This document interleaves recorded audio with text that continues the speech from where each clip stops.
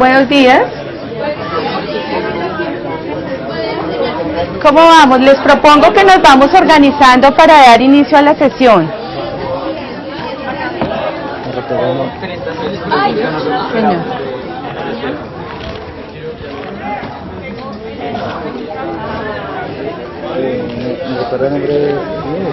Ana Lucía Casallas.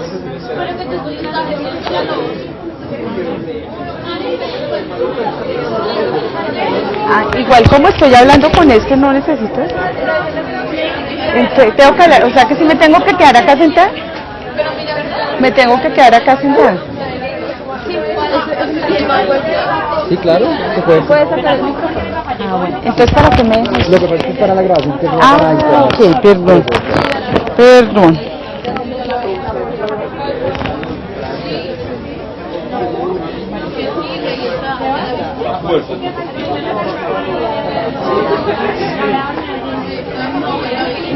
La clase se llama...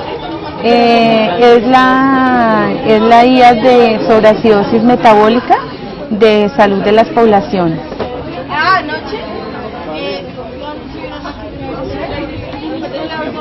¿Metabólica de salud de las poblaciones.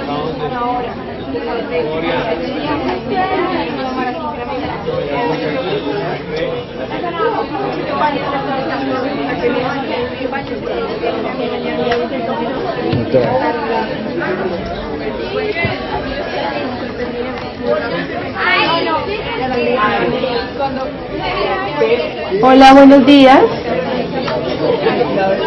Bien, ya creo que hemos tomado un tiempito justo de descanso. Les pido el favor que ya nos organicemos para dar inicio a la sesión, por favor. Si son tan amables de ayudarme con las puertas, ubicarse en sus sillas.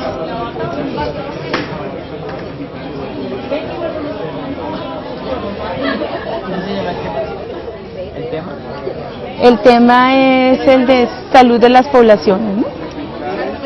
Y de Daniel, que no alcanzamos a ver. Muy de suerte. Bien, vamos a comenzar, por favor. El tema que vamos a hablar durante esta hora es el tema que corresponde al área de salud de las poblaciones. Y particularmente vamos a dar sentido al resultado de aprendizaje esperado sobre reconocer la importancia del mantenimiento de la salud. Ya ustedes en sus carpetas que se encuentran en e-aulas tienen unos documentos que se han colocado allí y tienen también esta presentación. Dime. ¿No se escucha nada? ¿Y qué hago? ¿Gritar más? No creo. Si no se enloquecen ustedes. ¿Qué? Sí, pero que ese micrófono es para grabar, no es para el audio general. Es el de grabación. ¿Sí? Ya lo tengo. Ajá. ¿No se escucha? Ya.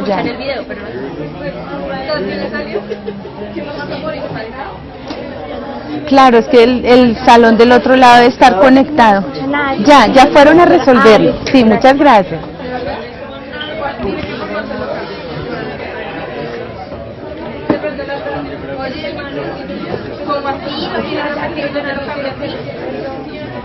¿Ya? Ya llamé al muchacho.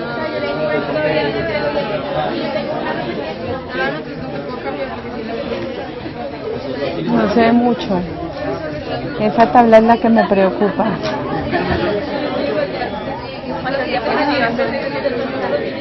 ¿28? No, pues yo considero que llevan desde las 7 de la mañana. Y además pues para tratar de hablar una hora suficiente. ¿Ya? ¿Hablo? Bien, les invito nuevamente a que se organicen. ¿Ya se escucha por allá atrás?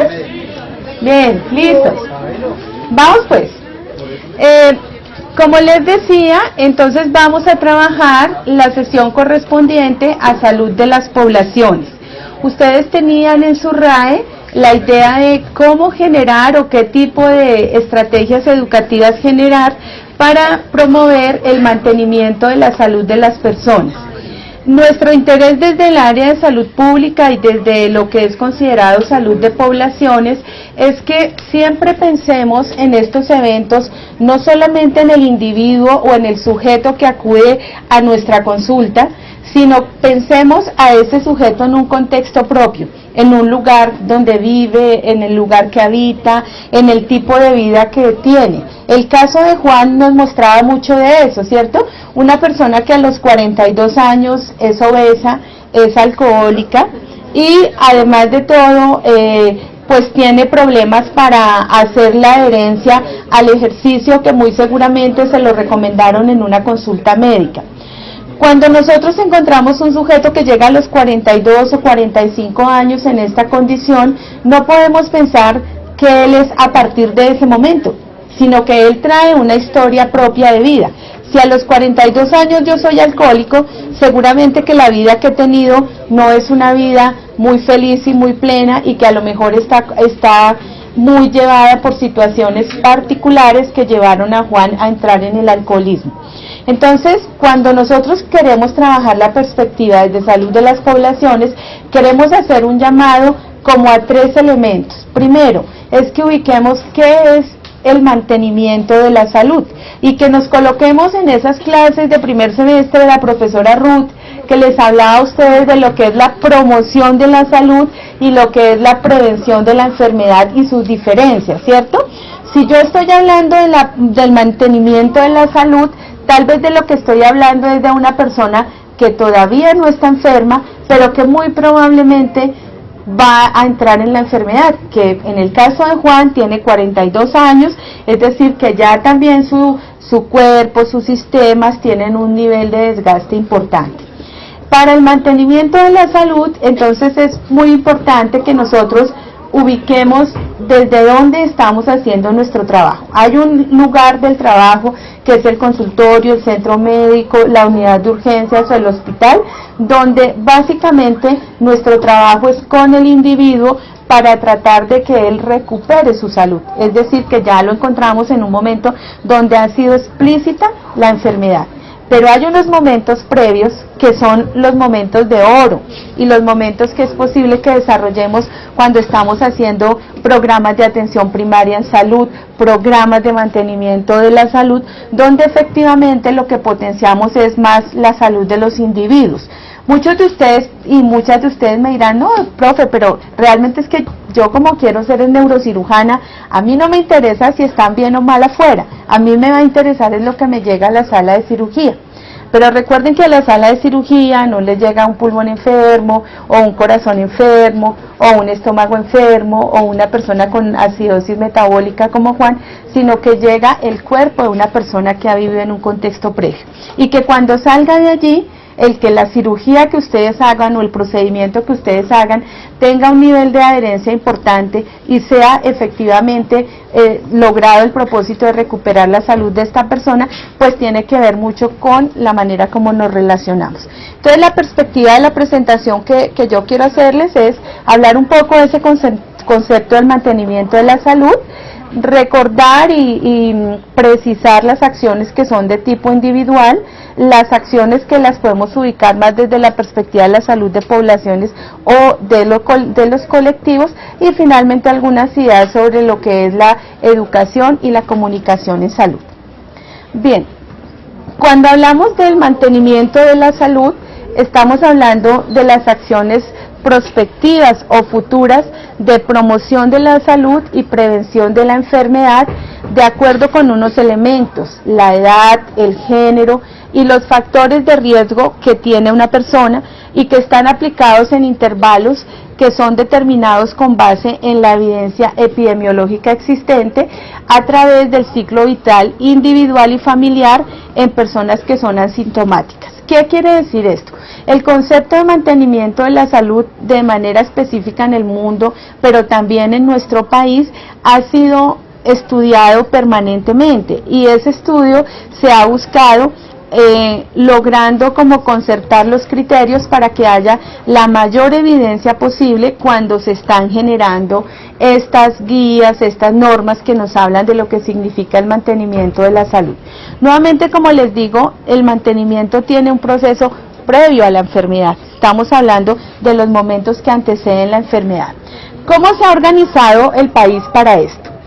En primer lugar, en el año 2000 salió una norma, es una norma muy grande, la norma 412 del año 2000, que tiene un compilado de 2 tomos, cada tomo pues es como de este tamaño, y la norma básicamente habla de cuáles son los procesos y procedimientos que se deben seguir en el antes, es decir, en esos momentos previos a la enfermedad y durante la enfermedad, para alrededor de 300 enfermedades en el país.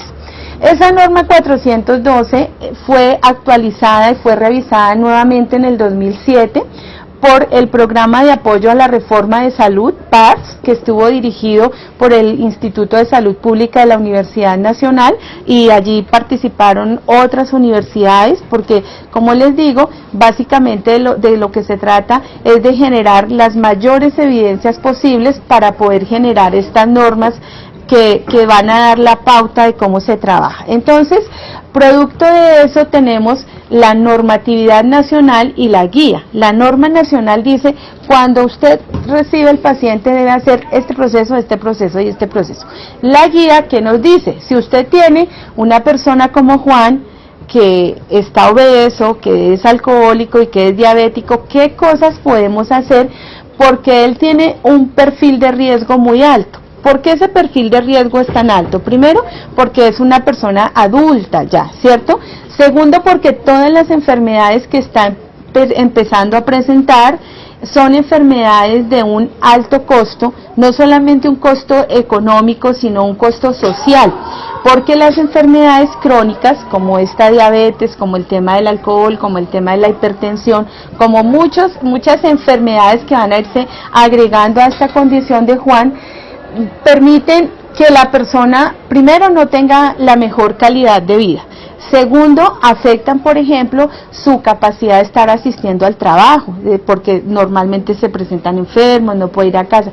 Pueden tener muertes tempranas, es decir, que afectan los niveles de indicación como del tope máximo de vida que podemos esperar los colombianos y colombianas. Y además de eso, es una persona pues que cada vez que se va deteriorando su salud va a requerir y a consumir, si lo queremos decir así, más servicios de salud, por ende es más costosa, ¿cierto?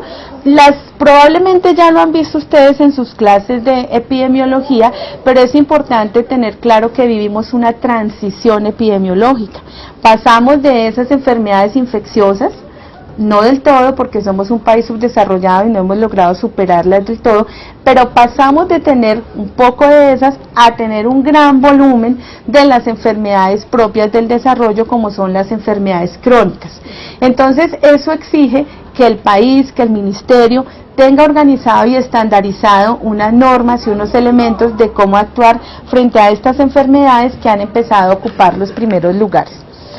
Cuando se está generando la norma, hay unos criterios para decir, bueno, ¿cómo podemos decir que este tipo de patología efectivamente la podemos colocar dentro de un programa de mantenimiento de la salud? ¿Cuáles patologías o qué condiciones efectivamente clasifican para eso? Porque yo les decía, la norma tiene unas, y esas que escogieron es porque cumplen con unos criterios. El primer criterio es que debe tener un efecto significante sobre la cantidad o calidad de vida.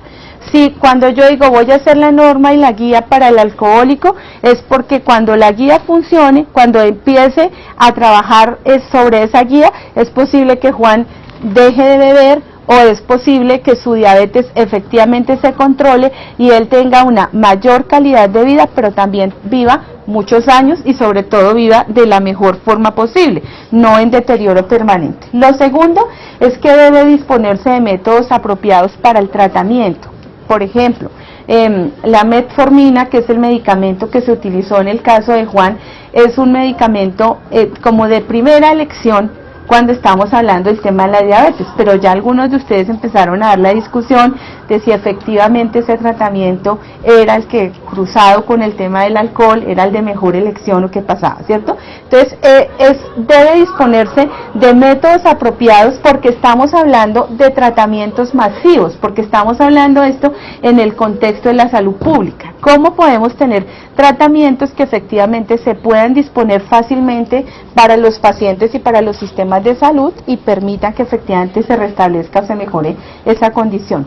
La condición debe tener un periodo asintomático durante el cual es identificada y eso conduce a la disminución de la morbilidad y la mortalidad. Por ejemplo, nuestras guías hablan de la prevención de la diabetes, ¿cierto? Entonces, previamente a que la persona efectivamente señale una hiperglicemia, hay unos elementos que juega allí los aspectos genéticos, sus hábitos de vida, el ejercicio, o sea, hay una cantidad de elementos que ya uno puede prever que son previos a la aparición de la enfermedad y que si actuamos sobre ellos la vamos a detener o vamos a hacer que su aparición efectivamente sea posterior. Entonces, y lo que buscamos en este tema del mantenimiento de la salud es que haya efectivamente una disminución, que se contrarreste ya sea la situación de la enfermedad o ya sea la mortalidad. La intervención debe hacerse durante el periodo asintomático y tener un resultado terapéutico superior a que si fuera el mismo manejo del tratamiento. Es decir, si yo logro controlar la diabetes, es mucho mejor, y lo que esperaría con las guías del mantenimiento de la salud es que eso sea mucho mejor que empezar a esperar a que se enferme y después sí voy a proceder a darle los medicamentos, porque es más efectivo dar medicamentos que esperar a que estarlo tratando antes de la enfermedad. Es otro criterio. El quinto criterio es disponer de métodos aceptables para el diagnóstico de esa condición, es decir, que contamos con la suficiente evidencia clínica, con las suficientes posibilidades en el laboratorio, con todos los procedimientos al orden del día de la tecnología que nos permiten efectivamente diagnosticar de qué condición estamos hablando. Y las actividades a realizar deben tener una relación costo-beneficio, es decir, que efectivamente debe buscarse un equilibrio allí entre no solo el costo-beneficio económico, sino el costo-beneficio para el paciente también. ¿De acuerdo? ¿Estamos claros hasta allí? Bien, les quiero recordar esta visión, esta imagen, porque creo que es como importante que tengamos en cuenta esto cuando estamos hablando del mantenimiento de la salud. La intervención en salud se sustenta mucho en la propuesta de Lebel y Clark, cuando ellos hablaron de la historia natural de la enfermedad.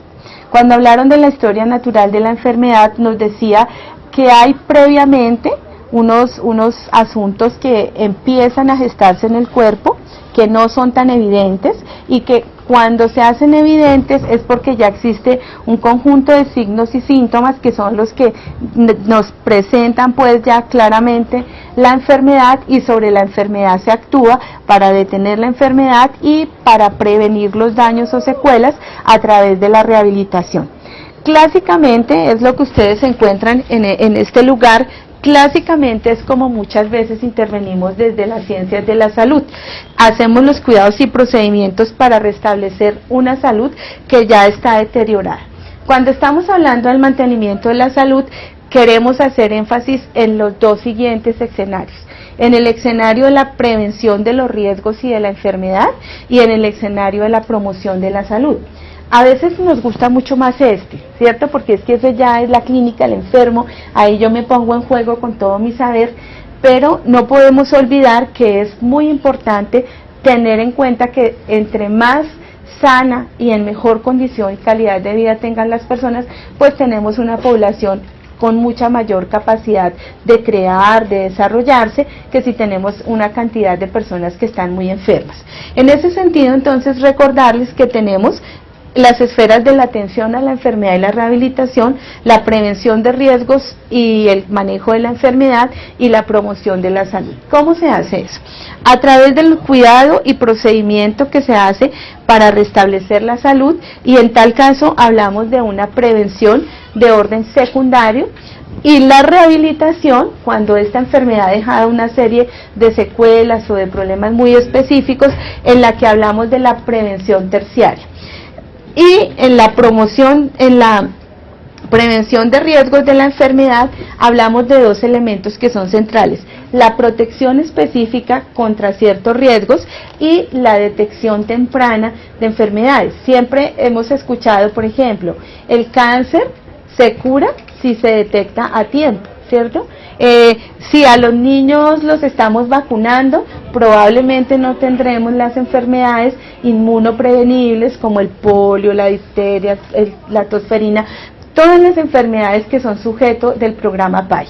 Y cuando hablamos de la promoción de la salud, quisiéramos tener gente muy sana, gente que vive la vida con mucha tranquilidad, con mucha armonía y que no está en deterioro. Por ejemplo, gente como ustedes, ¿cierto? La gente que está en el ciclo vital de ustedes es un 98% saludable.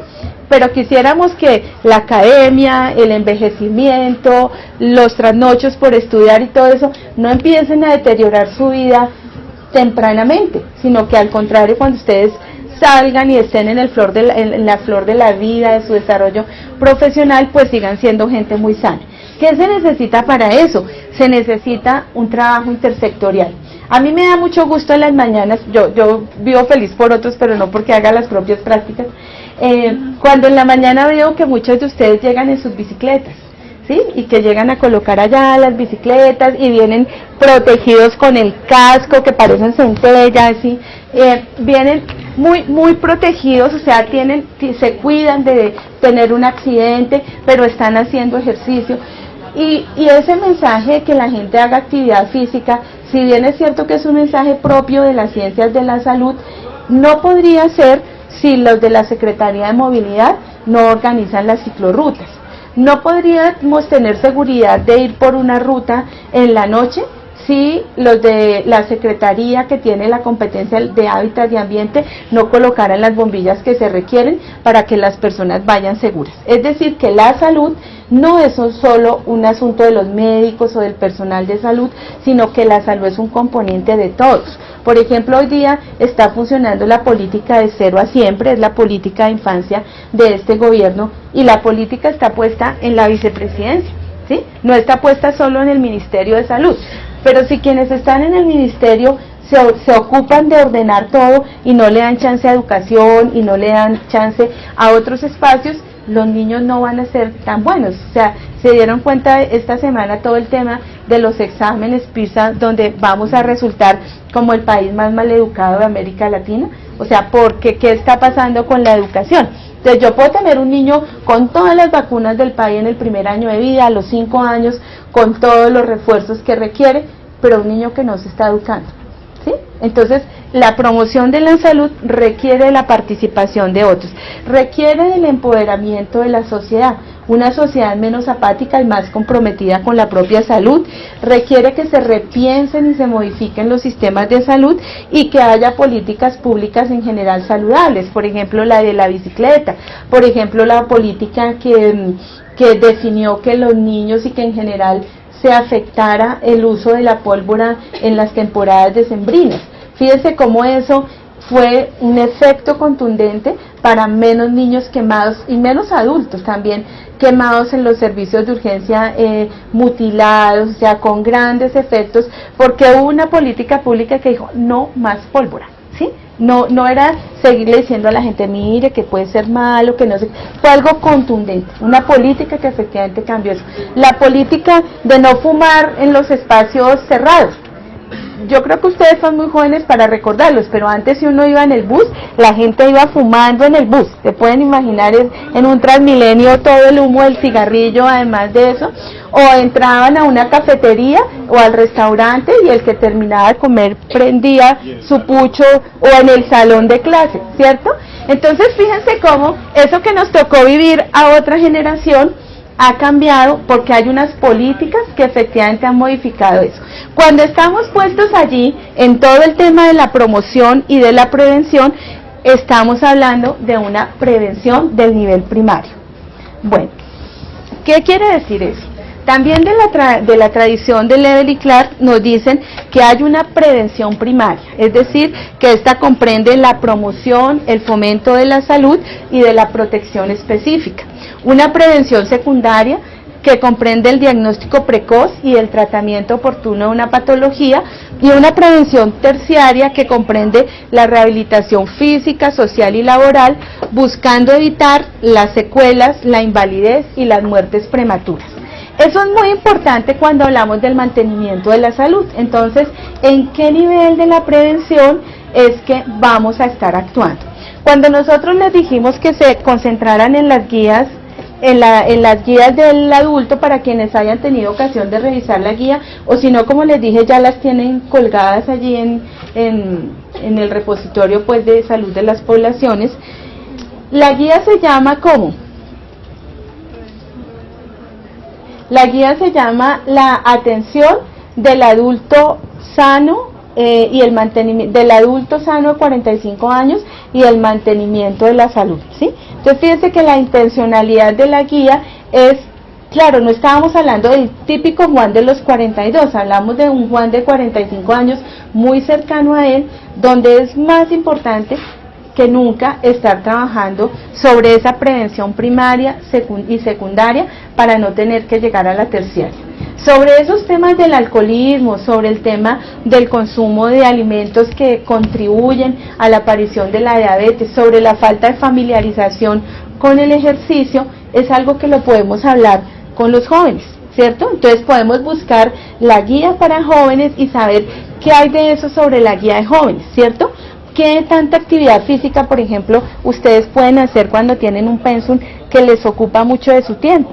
Pero que si ustedes no hacen ejercicio, van a empezar a ser los obesos, van a empezar a ser los que están tomando tinto, o sea, ¿cómo van ido cambiando? Deberían hacerse como un ejercicio de ver cuánto han cambiado sus costumbres y sus hábitos entre que estaban en el colegio, tenían tiempo de ir a hacer deporte, llegaban a la casa y estaba el almuerzo delicioso, y lo que tienen que comer ahora. O sea, fíjense cómo hay una sociedad y un contexto que nos va modificando.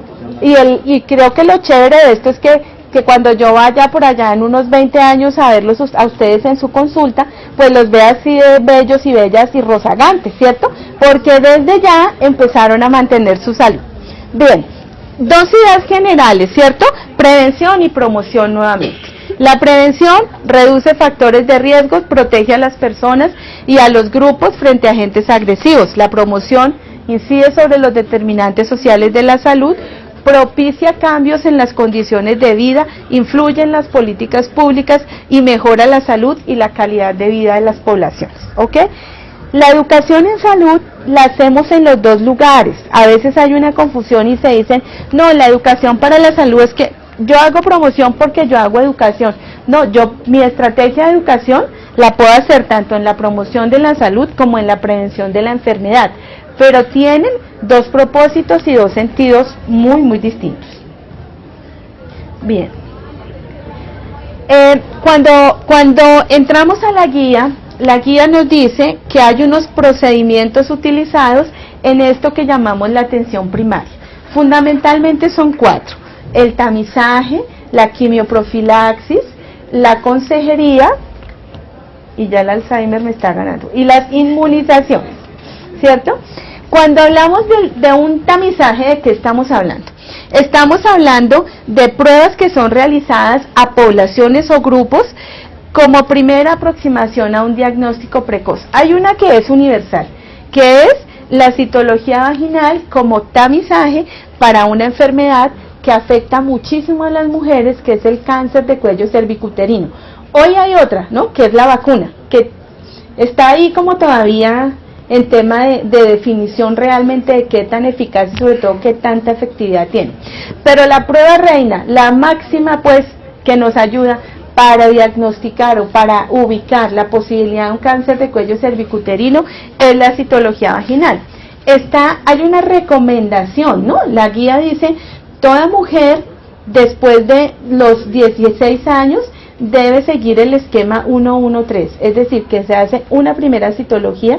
Si esta sale bien, al siguiente año se hace una nueva citología, y si nuevamente es normal, debe esperar 3 años para hacer la siguiente. Ese es un esquema que adoptó este país, porque por las condiciones económicas, por lo que implicaba todo esto, hay países donde la sugerencia es que se haga el esquema es 1 a 1, entonces cada año se repite, y también esto tiene que ver con cómo estamos viendo la demografía, cómo está el comportamiento de esa enfermedad en un país, ¿cierto? Entonces, ¿qué es lo que ocurre? Cuando hacemos estas pruebas de tamizaje, que son buenas porque son masivas, porque no son tan caras, es decir, son costo efectivas, como decíamos en uno de los criterios, nos van a permitir hacer una detección temprana de ciertas patologías. Para el caso de nuestro amigo Juan, por ejemplo, hay un cuestionario que se ubica para detectar las reacciones emocionales al hábito de tomar el entrevistado. Yo creo que muchos de ustedes revisaron qué es ser alcohólico, ¿cierto? Y entonces el alcohólico, ¿a qué obedece? ¿Cuál es su conducta? Entonces hay un tamizaje que es tan sencillo como aplicar un cuestionario. Y el cuestionario dice, ¿usted ha sentido que es necesario como ya bajarle al alcohol que consume? Porque de primera mano el paciente te puede decir, yo veo socialmente, lo socialmente admitido.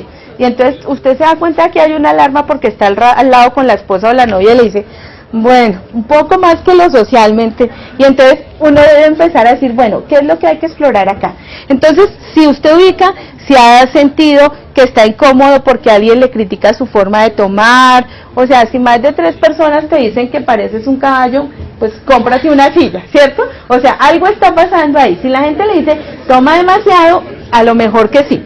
Se ha sentido avergonzado por la forma de tomar y sobre todo por la forma de actuar cuando toma.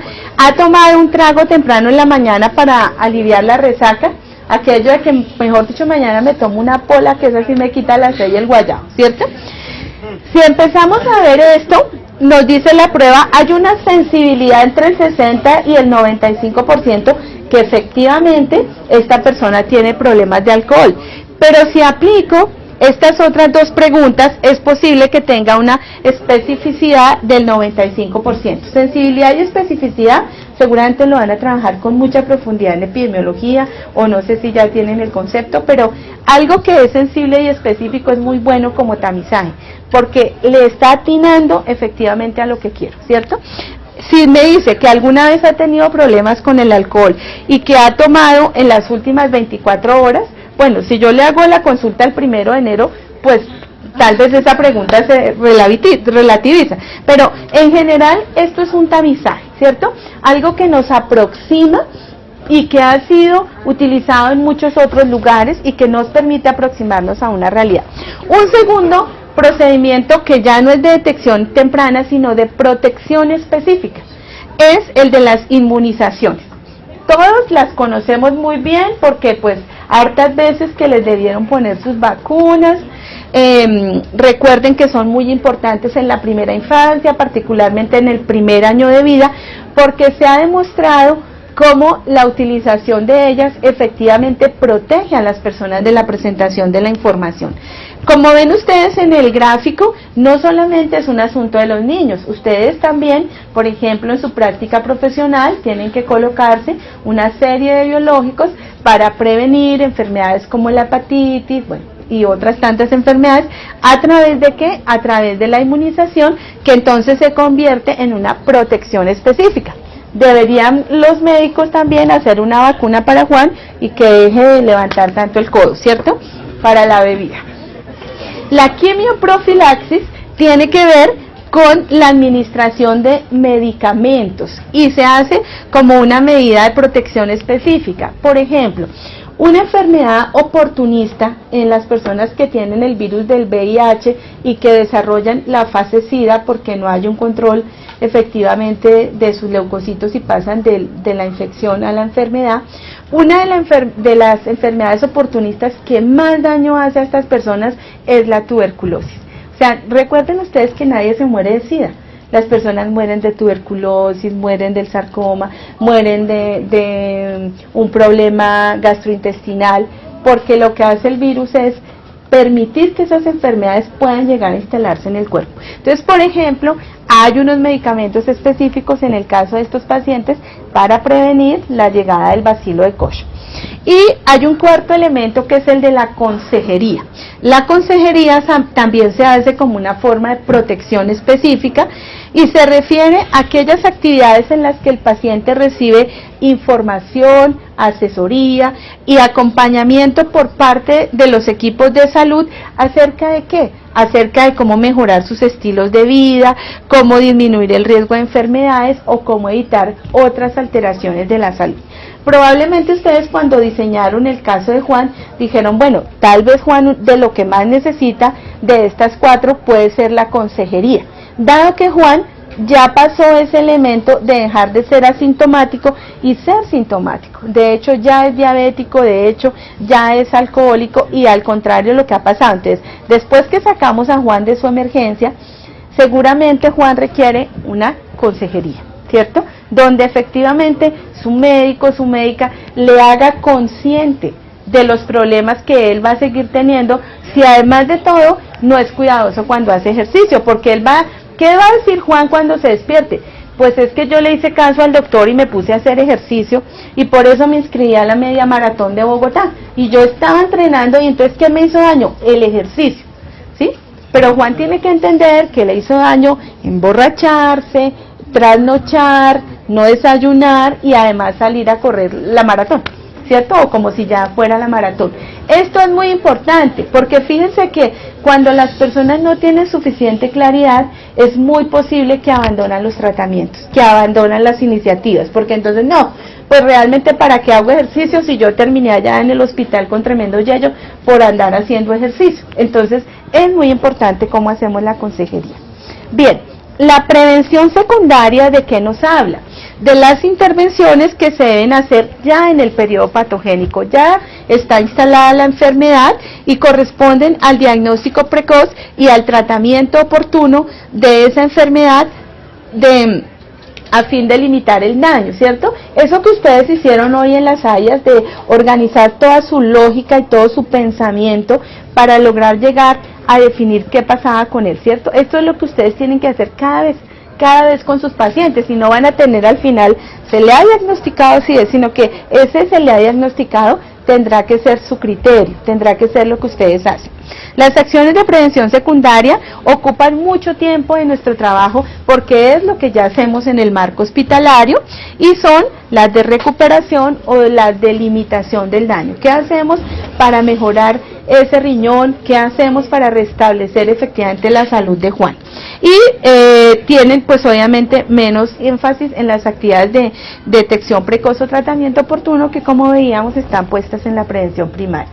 La prevención terciaria entonces corresponde al conjunto de intervenciones orientadas a la atención de aquellas personas que han sobrevivido a eventos agudos. Por ejemplo, que si Juan se infartó, por ejemplo, que hizo un accidente cerebrovascular, ¿sí? Que es un episodio agudo, pero que no por ser agudo no nos está hablando de una patología crónica, que hace mucho tiempo viene instalada en el cuerpo de las personas o de una enfermedad transmisible, también es posible que eso ocurra. Entonces, la prevención terciaria busca superar ese momento y después hacer un manejo a largo plazo para reducir la discapacidad y el riesgo de otros elementos. Entonces ahí tenemos mantenimiento de la salud, eventos que se pueden escoger y tipificar de acuerdo a los criterios que cumplen, prevención primaria, secundaria y terciaria, y estrategias de promoción de la salud y prevención de la enfermedad. ¿Estamos así de claros? Uy, qué piles. Bien, en el mantenimiento de la salud, ¿de qué se requiere? Se requiere que sea el examen periódico de la salud. Cuando ustedes llegan o cuando alguien llega a su consulta, es muy bueno no solamente decir para qué vino, ¿cierto? Sino poder tener una idea en general de qué le pasa a esta persona.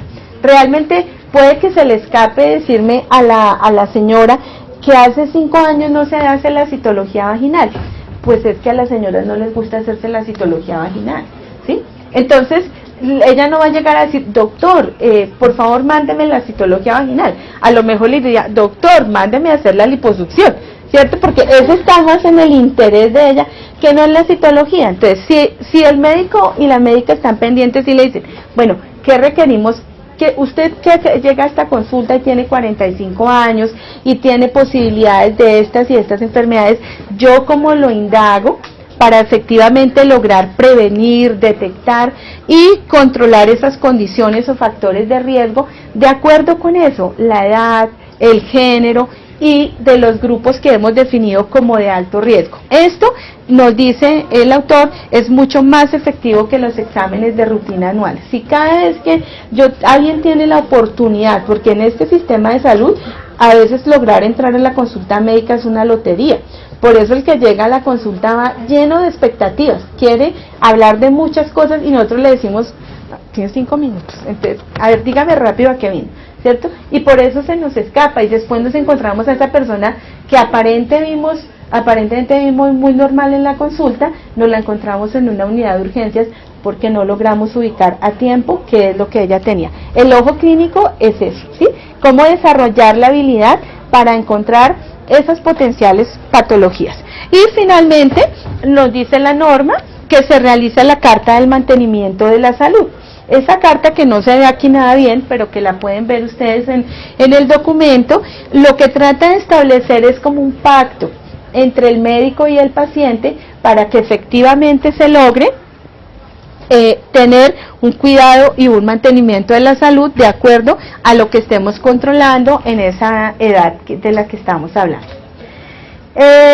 La norma, cuando ya estamos hablando de qué es lo que nos dice la norma nos dice que cuando una persona llega a su consulta general a los 45 años, debemos iniciar el ingreso de ella al programa del adulto, y esa consulta debe tener una periodicidad de cada 5 años.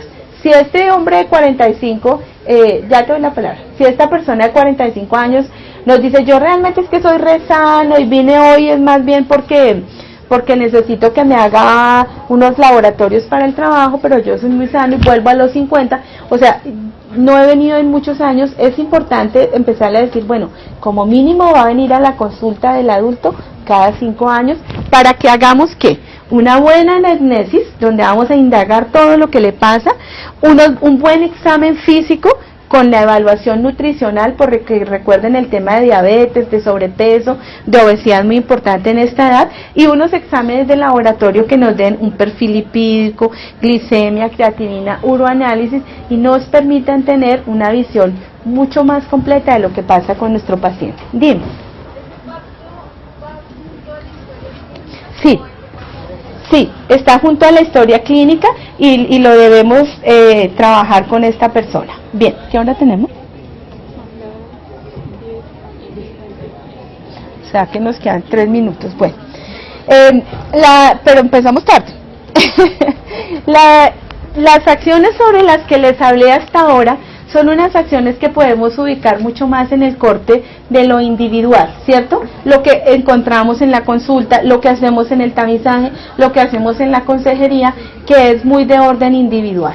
Pero cuando hablamos de la salud de las poblaciones, nos interesa hablar mucho de los colectivos, de las redes y de otras formas que se van desarrollando para que la gente tenga interés. Por ejemplo, vemos en la imagen de acá unas personas de la tercera edad que están haciendo ejercicio, o vemos allí un conglomerado y una comunidad que está discutiendo algunos temas, vemos la gente que va a la maratón, vemos las personas que se organizan para hacer actividad física, ¿cierto? Entonces, fíjense que cuando estamos hablando de estas enfermedades crónicas que afectan a tanta gente de la sociedad, no podemos pensar que es un asunto individual.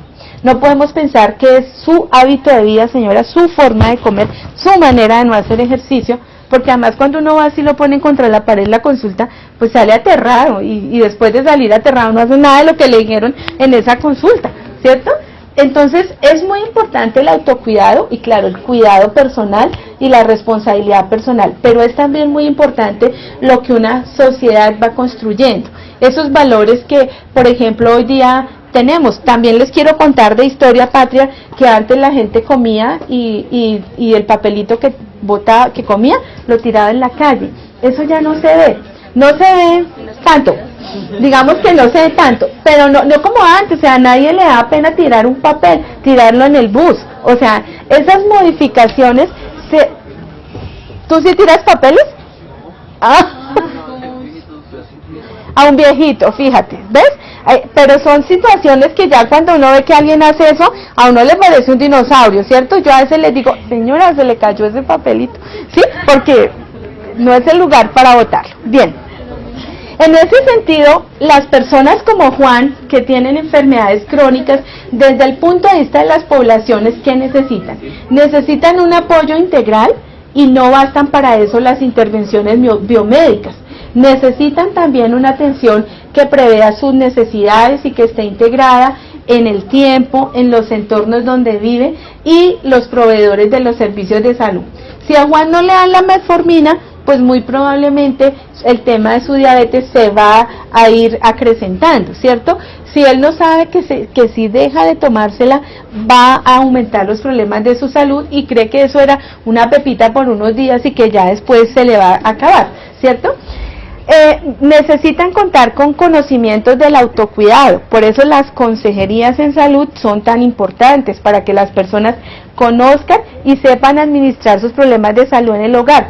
Todos los que están en el hospital son excelentes pacientes, pues como les hacen todo, ¿cierto? La enfermera le da el medicamento, la otra hace la curación, el doctor viene y lo ausculta, el doctor la opera, o sea, ella no tiene que resolver nada, está ahí para que le resuelvan todo, pero cuando vuelve a la casa y tiene que empezar a asumir eso por sí mismo, es difícil. Por eso hoy día, por ejemplo, las terapias de rehabilitación y las terapias de ejercicio que se hacen en casa son muy buenas, porque le permiten al profesional ver cómo vive este paciente. O sea, si yo le digo a una persona que no puede subir escaleras, pero vive en un tercer piso, en un edificio donde no hay ascensor, yo tengo que enseñarle a cómo sube escaleras y no se haga daño, porque es muy posible que esa persona no va a cambiar de casa, ¿sí? O la terapeuta respiratoria que le dice a la mamá, tiene que sacar al niño de la casa donde viven porque es que es por el medio físico donde está que el niño tiene los problemas de asma y termina aquí en la terapia respiratoria cada tanto.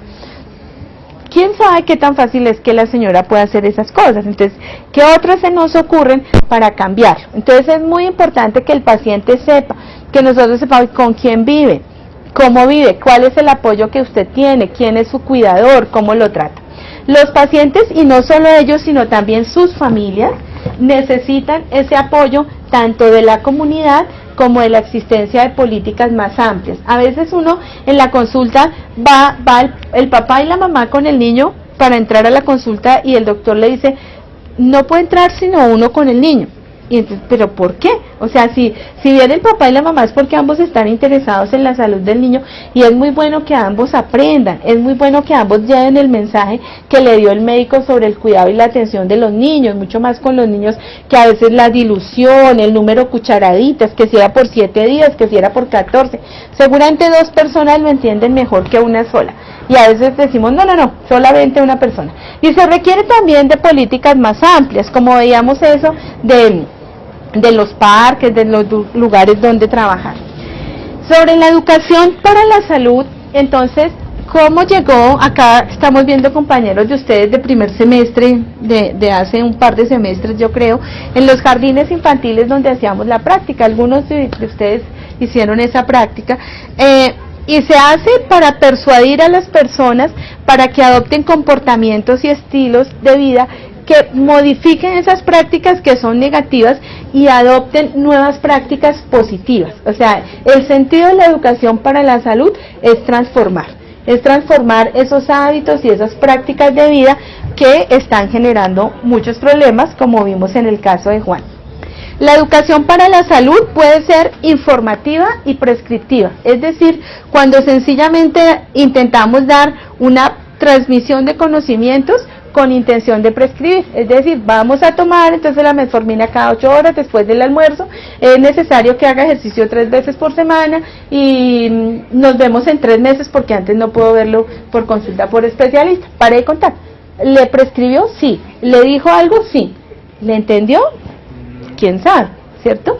Entonces, desde este entendido, como lo dice Paulo Freire, estamos hablando como de una concepción bancaria de la educación, es decir, yo deposito ahí todo mi contenido, que por ejemplo estas son discusiones interesantes que damos nosotros como docentes, ¿cierto? ¿Cómo lograr que efectivamente el aprendizaje se instale en las personas y que ese aprendizaje además sea agradable y que no limite la autonomía y que no haga ese tipo de cosas. Hay una educación para la salud que es muy comportamental, que está centrada en la modificación de los hábitos de vida de la persona y que no le da como mucho margen, ¿no? Entonces ahora, de acuerdo a lo que usted pesa, como usted vive, le sacamos en el computador una dieta y esta es la dieta que debe realizar usted en adelante. Usted tiene que hacer ejercicio 1 hora por lo menos al día, pero no le decimos qué tipo de ejercicio, cómo. Juan diría, pues como es sábado y no durante el resto de la semana no practique, pues hoy me voy a correr las 4 horas que no corría en toda la semana. ¿Ven? Ese tipo de información muchas veces genera daños. Quiero contarles, por ejemplo, una anécdota de una señora que su hijo murió, porque cuando estaba bebecito, ella tenía problemas para alimentarlo y el médico le dijo que fuera a la droguería y comprara leche. Y entonces ella fue, pues ustedes dirían, ay, pues claro, leche de fórmula para un recién nacido, menor de 6 meses, como dice en el tarrito, o sea, eso dirían ustedes, ¿cierto? Pero la señora fue y pidió una leche, y le dijeron, una leche de magnesia, y ella dijo, sí. Y entonces la señora le dio a su bebé el tarrito de leche de magnesia dentro de un tetero, ¿sí? Y el bebé falleció. Entonces fíjense, y la señora, pues después, ¿quién le arregla la culpa a una persona que mató a su hijo? Pero ¿qué le pasó y qué le faltó a ella? Pues tener toda la información sobre el tema de la leche, que uno cree que es tan elemental y resulta que no lo es tanto, ¿sí? Es muy importante también en la educación la participación y la decisión de las personas.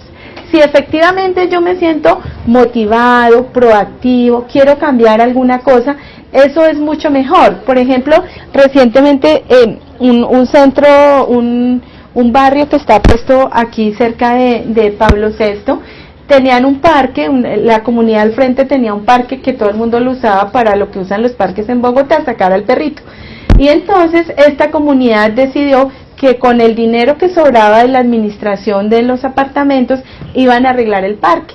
Y entonces lo podaron, le instalaron unas máquinas para hacer ejercicio, le colocaron reflectores y ahora la comunidad de ese conjunto sale a hacer actividad física en el parque, o sea, recuperó el parque porque entendió la importancia para su salud de cuidar, y lo que ellos dicen es, no importa que nosotros ponemos el dinero, podemos poner la plata porque es lo que finalmente nos ha quedado como el plus de nuestra administración, pero tenemos un lugar donde hacer actividad física tranquilos a la hora que queremos y recuperamos ese escenario. Entonces la comunidad cuando participa y cuando decide es muy importante porque logra estar allí.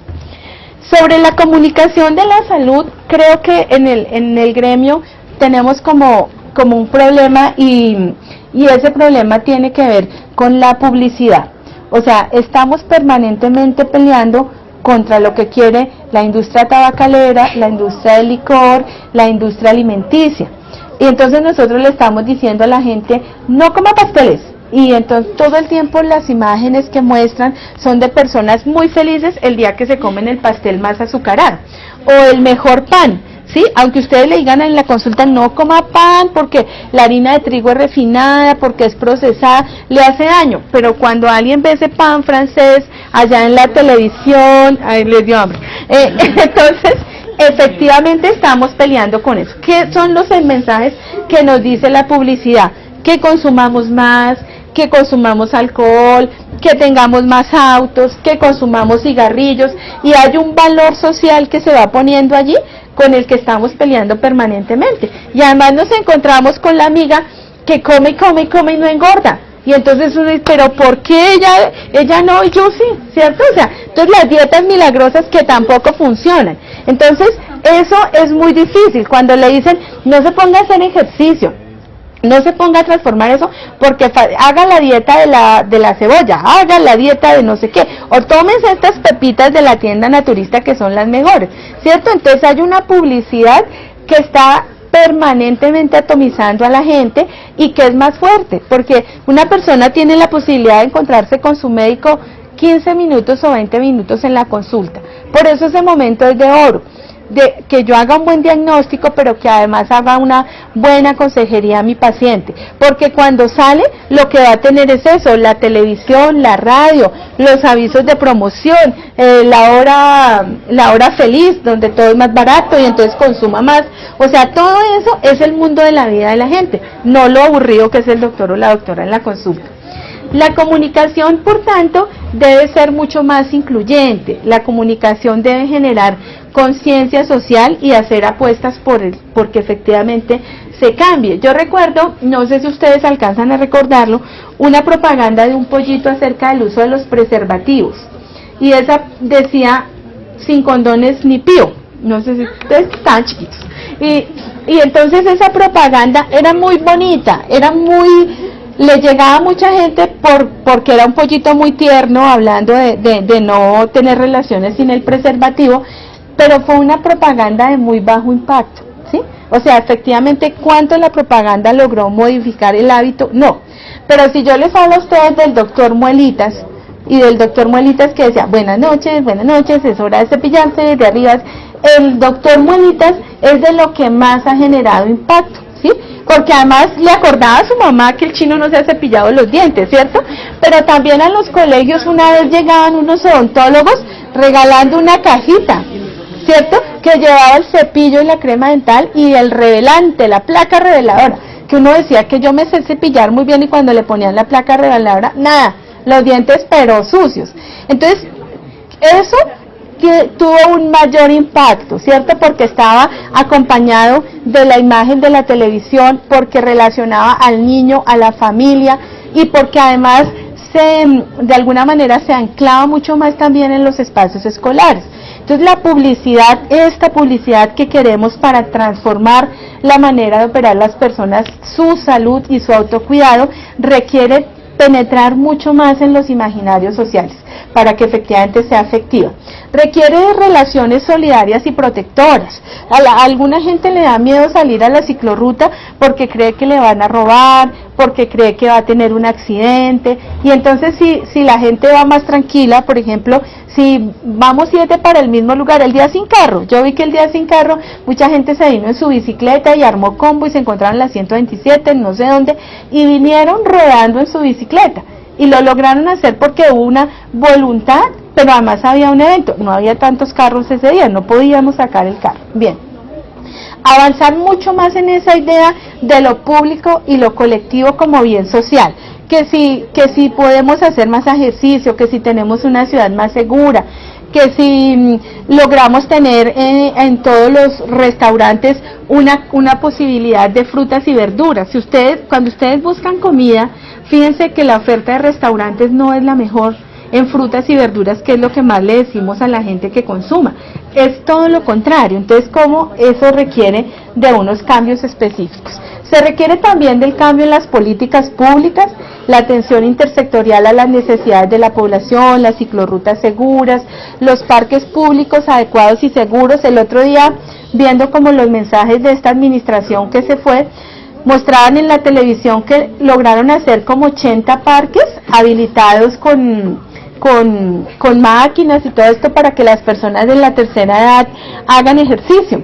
Entonces uno dice, bueno, qué interesante que la ciudad realmente vaya avanzando en eso.